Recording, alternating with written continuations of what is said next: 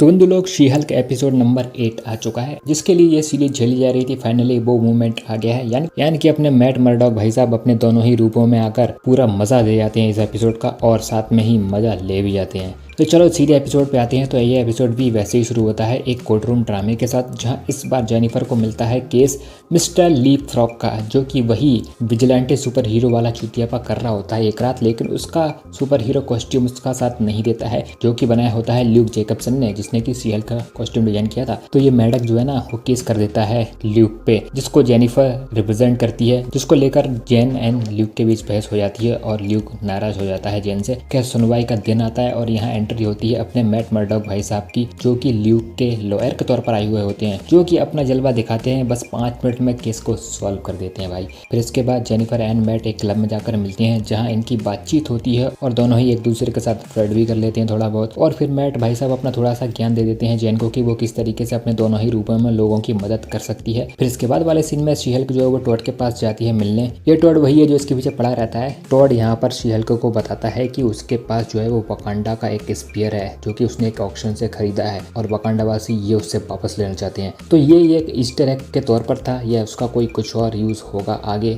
वो तो आगे ही हमें पता चलेगा इस सीरीज में। मेरे हिसाब से तो ये एक ईस्टर एग की तरह ही था। खैर फिर इसके बाद के सीन पर आते हैं, जहाँ लीप फ्रॉग जो है वो जेन को फोन करता है कि उसके पीछे कोई पड़ा हुआ है, उसकी जान खतरे में है, उसको आकर बचा लो। तो जेनिफर जो है वो अपनी नई कॉस्ट्यूम पहनकर, जो कि ल्यूक ने तैयार की थी, पहुंच जाती है शी हल्क बनकर। और यहाँ पर फिर आमना सामना होता है शी हल्क एंड डेयरडेविल का, और दोनों में एक कूल फाइट हमें देखने को मिलती है। और यहाँ पर डेयरडेविल को देखकर समझ में आ रहा है कि ये भाई साहब वही नेटफ्लिक्स के शो वाले नहीं, ये थोड़े से अलग किस्म के डेयरडेविल है, कूल फनी टाइप के, जो कि जोक भी क्रैक करते रहते हैं लड़ते लड़ते। खैर फिर शी हल्क उसको पकड़ लेती है और उसका हेलमेट निकाल देती है, और उसे पता चलता है कि ये तो मैट ही है। फिर मैट उसको बताता है कि लीप फ्रॉग ने जो है वो ल्यूक को किडनैप कर रखा है। तो दोनों जाते हैं उसको बचाने उसके अड्डे पर, जहाँ फिर से वही एक कूल वाली फाइट हमें देखने को मिलती है, और वो कॉरिडोर वाला सीन भी हमें देखने को मिल जाता है, जो कि बस केवल टीज करने के लिए था हमें। खैर फिर ल्यूक को ये लोग छुड़ा लेते हैं। उसके बाद ये दोनों मिलकर थोड़ा सा बतियाते हैं, और जिस चीज़ के लिए इन दोनों के मन में लड्डू फूट रहे थे, वो चीज़ फाइनली हो ही जाती है।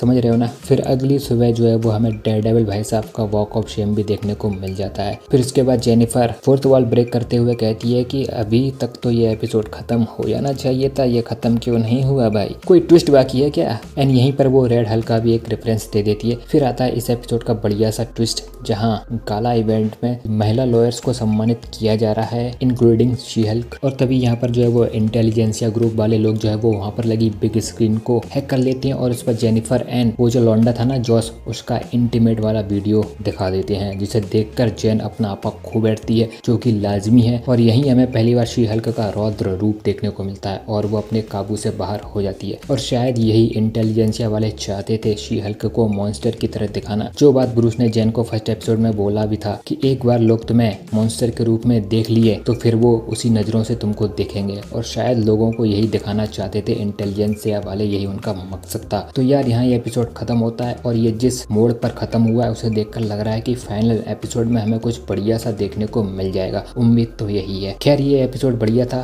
सिर्फ डेयरडेविल की वजह से ही नहीं, बल्कि शी हल्क के पर्सपेक्टिव से भी ये अच्छा था। और हमें उसके साथ जो हुआ वो देखकर बुरा भी लगता है, उसके प्रति हमारी भावनाएं जागृत होती हैं, जो अब तक नहीं हुई थी। तो बंधु, मुझे तो ये एपिसोड पसंद आया, तुम्हें कैसा लगा, और तुम अपनी राय कमेंट में जरूर शेयर करो। तो चलिए फिर यहीं पर रैप अप करते हैं इस वीडियो को। वीडियो पसंद आए तो लाइक कर देना, चैनल को अगर अभी तक सब्सक्राइब नहीं किया तो वो भी करते जाना। तो मैं हूं विवेक और तुम देख रहे हो सिनेमैन रिव्यूज। मिलते हैं फिर अगले वीडियो में, तब तक के लिए बाय एंड टेक केयर।